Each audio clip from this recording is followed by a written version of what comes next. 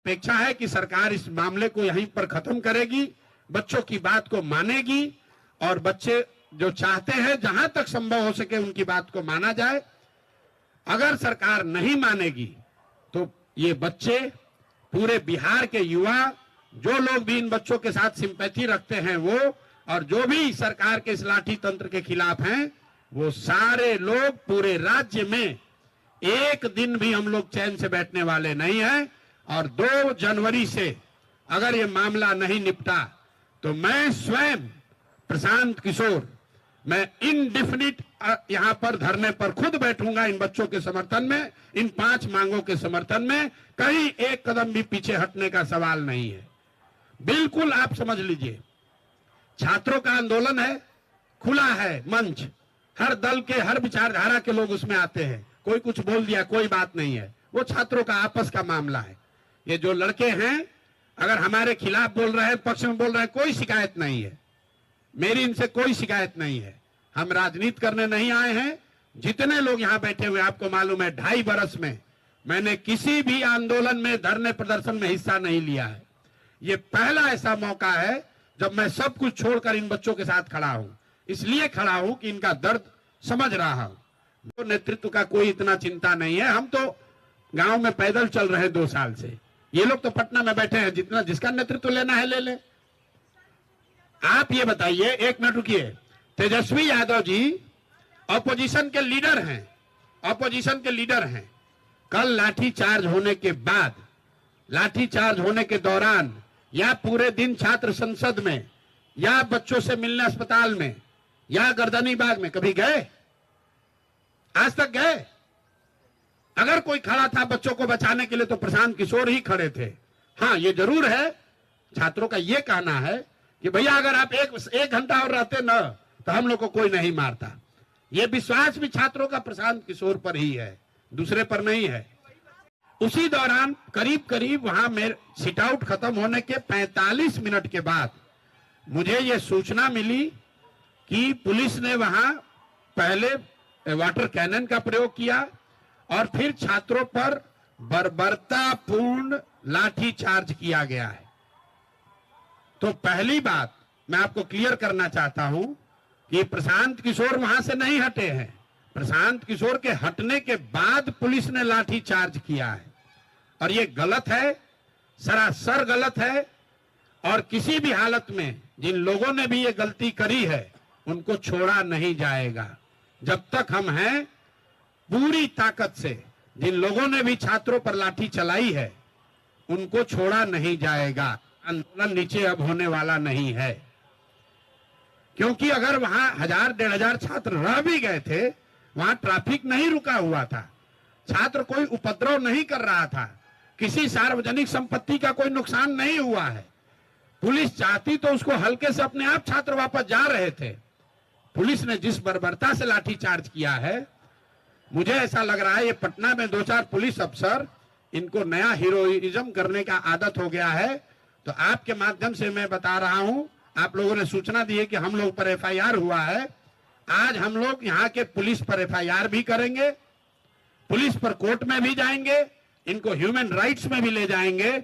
और जिन बच्चों को बर्बरतापूर्ण तरीके से मारा गया है, एक एक उसका हिसाब होगा।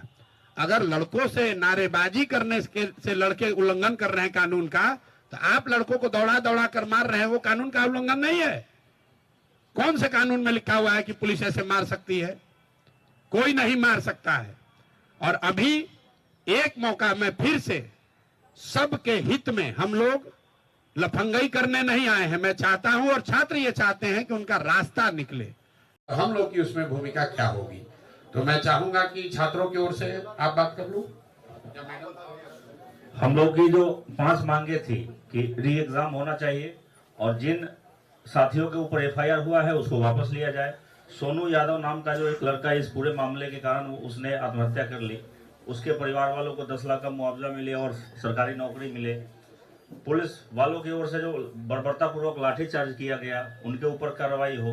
तो इन तमाम मांगों को हमने रखा चीफ सेक्रेटरी के सामने, वहाँ होम सेक्रेटरी भी थे।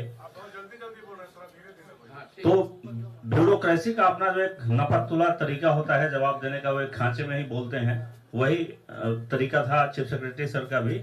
न तो उन्होंने हाँ कहा किसी भी मांग को लेकर और ना कहा, नपतुला जवाब की देख लेंगे, जांच करवा लेते हैं, हम चाहे तो 24 घंटे में जांच करवा लेते हैं, उसके बाद जो होगा आपके हित में निर्णय लिया जाएगा।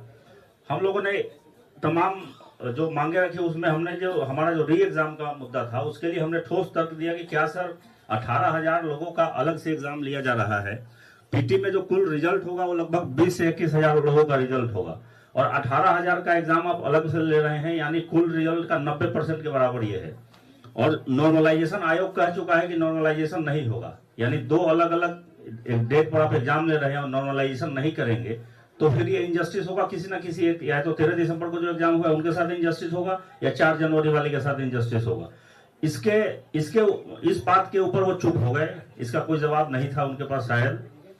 और बाकी आप बोलिए। डेलीगेशन के साथ मुझे जाने का अवसर मिला, मैं यही कहूंगा कि आज मुख्य सचिव महोदय ने जितनी शालीनता के साथ संवेदनशील होकर सभी विद्यार्थियों की मांग सुनी, अच्छे माहौल में, कोई आर्गुमेंट नहीं, कोई काउंटर आर्गुमेंट नहीं, हर बात को सुना, हर को नोट किया, और उन्होंने ये कहा कि आपकी इन बातों से हम चर्चा भी करेंगे, जांच भी करेंगे और मुख्यमंत्री जी को अवगत भी कराएंगे।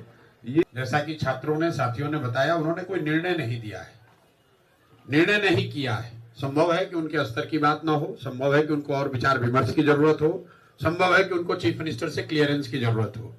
मामला चाहे जो भी हो, जहां है वहीं है। हम लोगों ने अपनी बात लोकतांत्रिक तरीके से उनके सामने रख दी है। अब ये उन पर है कि इस पर त्वरित कार्यवाही हो।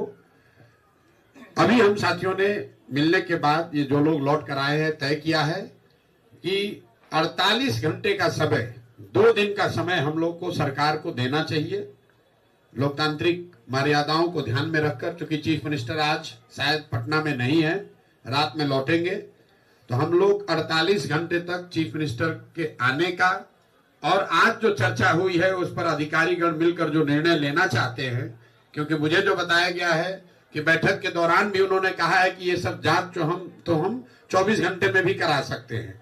तो उन्हीं बातों का, क्योंकि मैं तो वहां था नहीं, लेकिन उन सभी बातों का सार जो है मिलकर हम लोगों ने तय किया है कि अगर, और ऐसी मेरी समझ भी है कि अगर सरकार चाहे तो अगले 48 घंटे में इसका एक उपाय, आगे का रास्ता निकाला जा सकता है।